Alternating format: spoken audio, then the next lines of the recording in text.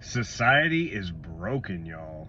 And it's more than just narcissistic abuse and narcissism and all these other things going on that we all talk about in all the videos and all the things. Like, the world has fallen and broken. We need Jesus. For those of you new here, I've been broken up with over 100 times by an incredibly toxic and abusive woman who most likely had borderline personality disorder.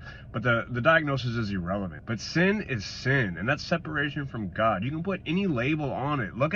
We have a mental, quote unquote, mental health crisis, not only in our country, but in the world. People are sick. Their minds are sick. Their hearts are sick. And Jesus is the answer. We can get into all the psychology and all these different things that everyone wants to talk about, but no one's really getting to the root. The root is separation from God, both for the toxic abusive person and also for you.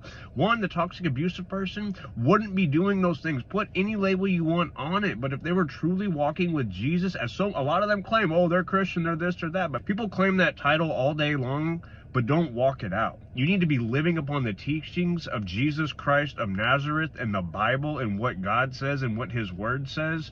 Not showing up to a building on Sundays, not being baptized when you were 8, whatever it is. Like, you need to be day in, day out seeking Jesus and allowing him to renew your mind. Take that heart of stone, turn it to a heart of flesh. When you're truly walking with Christ, he renews and restores every area of your life. So for the toxic person, for one, they're not going to treat people like that if they're truly with Jesus.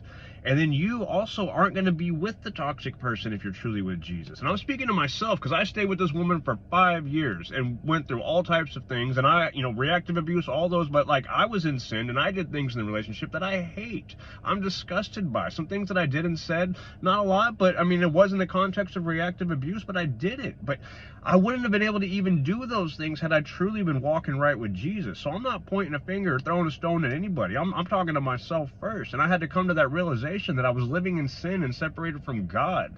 And the more and more I do that and leave, I know I talk a lot on here about missing my ex and things like that and having love for her, or being in love with her, or whatever it is. I'm doing my best to leave that at the feet of Jesus. And when I do that, my life just starts to get easier. It starts to get better. And it all starts to just make sense. And the answer is Jesus. It's not a pill. It's not therapy. It's not counseling. It's not that those things don't help. They do help, and you should seek those things out. But ultimately, it's a heart issue, and our hearts need to be lined up with God and allowing him to lead us and guide us in all that we do. So it's crazy in the world today. Y'all know in the last 24 hours some things that have gone down. I got a video coming out about that, or you can see it down here in the link. But I love y'all. Jesus loves you more. Peace.